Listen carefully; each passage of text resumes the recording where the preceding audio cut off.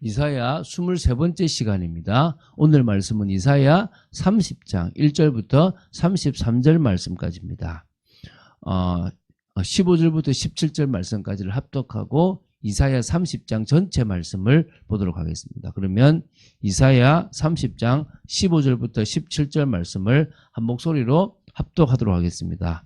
주 여호와 이스라엘의 거룩하신 이가 이같이 말씀하시되 너희가 돌이켜 조용히 있어야 구원을 얻을 것이요 잠잠하고 신뢰하여야 함을 얻을 것이거늘 너희가 원하지 아니하고 이르기를 아니라 우리가 말 타고 도망하리라 하였으므로 너희가 도망할 것이요 또 이르기를 우리가 빠른 짐승을 타리라 하였으므로 너희를 쫓는 자들이 빠르리니 한 사람이 꾸짖은즉 1000사람이 도망하겠고 5이 꾸짖은즉 너희가 다 도망하고 너희 남은 자는 겨우 산 꼭대기에 깃대 같겠고 산마루의 위에 같으리라 하셨느니라. 제가 이제 잘 안 보여요. 이렇게 좀 잘 봐야 이렇게 보입니다. 이렇게 나이가 드니까 참 잘 보이는 부분도 이렇게 참 잘 안 되는 것 같아요. 그러니까 인생이라는 게 참 젊을 때는 뭐든지 다 될 수 있을 것 같은데 나이를 먹으면은 참 어렵잖아요, 그렇죠? 그래서 우리가 더더욱 주님을 의지하고 나아가는 것이 맞다는 것들을 보게 됩니다. 우리가 결정하고 우리가 판단하지만 그 판단과 결정을 주님께 맡기고 주님이 주시는 온전한 생각에 따라서 우리가 결정해 나갈 수 있다면 참 복된 인생이 될 줄로 믿습니다. 자, 이사야 29장부터 31장을 계속 보고 있습니다. 그 중에서 오늘은 30장을 볼 겁니다. 남유다를 심판하시는 부분에 대한 중요한 예언이 계속 이어지고 있습니다. 결국 심판이 아니라 회복에 대한 부분들이라는 것들이 좀 강조되겠죠. 이 30장은 네 부분으로 나누어 보겠습니다. 먼저 볼 부분이 30장 1절부터 7절입니다. 하나님께서 남유다를 징계하시는 보다 직접적인 원인으로서 유다가 애굽과 동맹을 체결한 것에 대한 책망입니다. 그러니까 그 원인이 뭐 때문이라고요? 애굽과 동맹을 맺었다는 거예요. 자, 그래서 남유다가 하나님에 대한 이 불신앙으로 말미암아 자기들 스스로 강하여지고 또 이 주위에 있는 나라들의 침공으로부터 안전을 보장받기 위해서 하나님께 묻지도 아니하고 하나님의 뜻과 상관없이 애굽과 동맹을 체결한 거예요. 그게 이제 저주가 될 거라는 거예요. 여러분, 우리가 하나님께 왜 묻냐 하니까 선택은 우리가 하는 거예요. 그런데 그 선택의 기준을 하나님께 맡기는, 우리가 어드바이스를 받잖아요. 전문가, 진정한 전문가는 누구란 말입니까? 하나님이에요. 우리를 보호하시고 지키시는 거. 하나님 뭐라죠? 나를 의지해라. 애굽 의지하지 마라. 이렇게 말씀하시겠죠. 그런데 뭐요? 묻지도 않고 이길 수 있는 방법은 애굽을 의지하는 거다라고 생각을 한 거예요. 그래서 패역한 자식들은 화이설진저라고 시작합니다. 이 죄에 대한 그 죄의 죄를 더했기 때문에요. 그래서 바로의 세력 안에서 스스로 강하려 하며 애굽의 그 그늘에 피하려 하여 애굽으로 내려갔지만 하나님께 묻지 않았다는 거예요. 여러분, 우리의 인생은 하나님께 늘 묻고 하나님이 주시는 그 마음, 하나님 주시는 말씀을 따라서 우리가 결정하는 거예요. 그래서 그게 우리가 해야 될 일이거든요. 그래서 3절부터 5절을 보면요. 남유다가 애굽을 통하여 안전을 보장받고자 하였던 것과 달리 아무런 유익을 얻지 못하고 도리어 수치를 당하고 수욕이 될 거라는 사실을 경고하는 거예요. 분명히 도움 얻을 수 있다고 생각하는 거예요. 그럴 때 있거든요. 내가 저 사람 의지하면 될 것 같다 싶은데 오히려 수치를 당할 때가 있어요. 하나님이 그렇게 그럴 수밖에 없다라는 것들을 말씀하시는 거예요. 자, 남유다가 애굽과 동맹을 체결하기 위하여 많은 재물을 드리고 수고하였지만 그 모든 일이 헛수고가 될 것과 애굽은 아무 힘이 되지 못할 정도로 무능할 것이라는 거예요. 그래서 그 30장 7절에 보면요. 애굽의 도움은 헛되고 무익하니라. 그러므로 내가 애굽을 가만히 앉은 라합이라 일컬었느니라 했습니다. 그래서 라합은요. 그 여호수아에 나온 라합이 아니고 혼돈의 세력을 상징하는 바다 괴물이라고 보시면 돼요. 그러니까 부동자세로 가만히 있어요. 우상이다, 우상. 아무 힘 없다. 똑같이 저가 똑같은 거다라고 얘기하시는 거예요. 그래서 결국은 이게 히스기야 시대 초기 역사라고 보시면 돼요. 그러니까 친아수르 정책을 졌던 아버지와 다르게 뭡니까? 이제 반아수르 정책을 펴고 이제 뭡니까? 블레셋, 모압, 에돔과 동맹을 맺고 애굽에다가 이렇게 힘을 요청하거든요. 이것 때문에 결국은 하나님이 그 아수르의 공격을 허락해 버리신 거예요. 두 번째 30장 8절부터 17절입니다. 하나님께 대한 불신앙으로 애굽과 동맹을 체결한 남유다를 향한 심판 예언이에요. 남유다와 애굽 동맹 체결을 체결을 할 즈음에 하나님께서 당신의 경고가 반드시 실현할 것에 대해서 서판에 기록하며 책에 써서 후세 영원히 있게 하는 거예요. 그 책이 이사야서일 수 있는 거죠. 그러니까 서판에 기록하는 거예요. 남기라는 거예요. 너희들이 애굽을 의지했기 때문에 망할 거다라는 것을 남겨놔라는 거예요. 여러분 누구를 의지할 겁니까? 여러분에게 돈을 줄 것 같은 사람이 여러분 주위에 있는 누군 것 같습니까? 속지 마십시오. 그 돈을 준다 해도 여러분의 인생을 책임질 분은 하나님밖에 없다는 사실을 기억해야 돼요. 하나님께서 남유다에 대한 이 심판 경고를 선포하시기에 앞서 그들이 하나님의 심판을 받을 수밖에 없는 원인이 바로 남유다의 불신앙과 패역임을 지적하는 거예요. 자, 원인이 몇 개 있죠.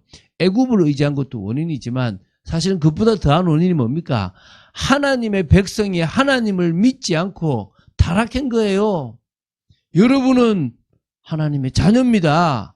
정말 속지 마시는 여러분 되시기 바랍니다. 그래서 하나님의 거듭된 권면과 경고에도 불구하고 하나님의 말씀을 듣지 아니하고 계속해서 불신앙적 행태를 고수하고 있는 남유다 사람들이 그들의 일대로 대적에게 쫓겨 도망하게 되는 상황에 처하게 될 거라는 겁니다. 그게 아까 오늘 본문 이제 마지막 17절을 보면 한 사람이 꾸짖은즉 1000사람이 도망하겠고 5이 꾸짖은즉 너희가 다 도망하고 너희 남은 자는 겨우 산꼭대기에 깃대 같겠고 산마루 위에 기치 같다. 같을 거다. 이렇게 나오는 거예요. 자, 이 예언은 BC 701년 하나님의 심판의 도구로 세우심을 받은 아수르의 왕 사네립이 남유다를 완전 전격 침공함으로 말미암아 유다를 황폐하게 시키는 그 부분에 대해서 성취된 거예요. 그래서 지금 여러분 36장 7장 8장 9장 그까지 요게 뭔 내용이냐 그러면 바로 이 히스기야 때 있었던 사건이란 말이에요. 이게 결국은 이제 하나님이 심판하시고 회복하시고 또 그들이 속아서 또 이제 바벨론에 멸망할 거에 대한 부분들을 이렇게 역사적으로 보여주는 거예요. 앞의 예언과 뒤의 예언 사이에 역사적인 일들이라고 보시면 되는 거예요. 세 번째입니다. 자, 이사야 30장 18절부터 26절인데요. 남유다를 향한 책망과 이 심판 경고를 중국과는 분위기를 좀 달리하여 남유다의 회복에 대한 약속을 주시는 거예요. 항상 같이 가죠. 남유다를 할 때는. 징계, 심판. 그러면서 뭡니까? 회복이라는 거예요. 하나님께서 징계 중에 있는 남유다가 당신께로 돌아오기를 간절히 기다리신다는 사실을 말씀하겠습니다. 여러분, 지금 여러분들이 돌아서기를 원하시는 거예요. 온전히 하나님을 바라보기 원하신다는 거예요. 남유다가 징계 중에 하나님께로 돌아와 부르짖을 때에 응답하실 거라는 거예요. 하나님께서 남유다를 징계하셨으나 그들을 위하여 다시 선지자를 보내어 당신의 계시의 말씀을 가르치게 하실 것이라는 사실과 이사야뿐만 아니라 뒤에 누굽니까? 예레미야, 에스겔, 다니엘 계속 보내시잖아요. 그 외에도 많이 보내시거든요. 그리고 뭡니까? 유다가 모든 우상 숭배를 버리고 여호와의 신앙을 회복하게 될 것이라는 겁니다. 그래서 여호와의 신앙을 회복한 남유다를 하나님께서 복 주심으로 물질적, 영적으로 회복될 거라는 겁니다. 사람들은 자꾸 여기에 관심이 있어요.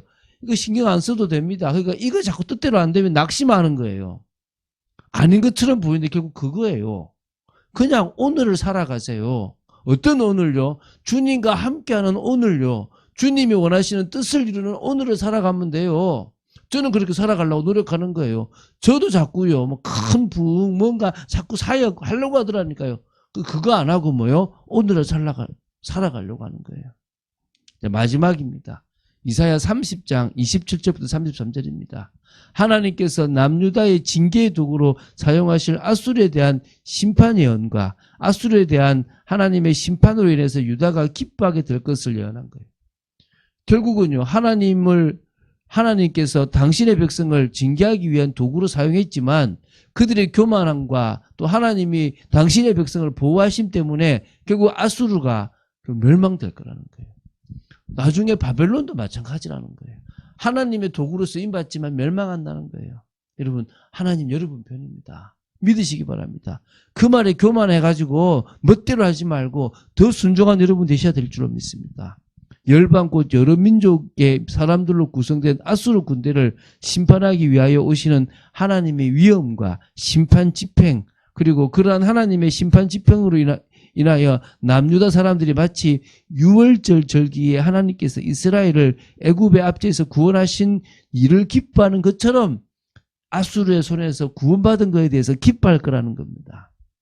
여러분, 이런 은혜가 있게 되기를 바랍니다. 자, 그래서요, 하나님의 강력한 심판으로 인해서 아수르가 낙심하게 되고 완전히 파멸하게 되므로 남유다 사람들이 소고를 치며 수금을 탈 거라는 것입니다. 자, 그래서 이 예언은 가깝게는 히스기야 때 유다를 침공한 아수르 군대를 하나님이 심판하셔서 이렇게 18만 5천을 죽이고 돌아가게 하시는 것에 성취됐고, 멀게는요, 아수르 제국 전체의 멸망이라고 보시면 됩니다. 그래서 결국은 히스기야 제14년 BC 701년에 사네립이 침공해서 물러간 것이 첫 번째지 않습니까? 그런데 그걸 지나서요, 결국은 612년, 그러니까 BC 612년입니다. 아수르의 수도 니느웨를 하나님께서 멸망시키셨고요.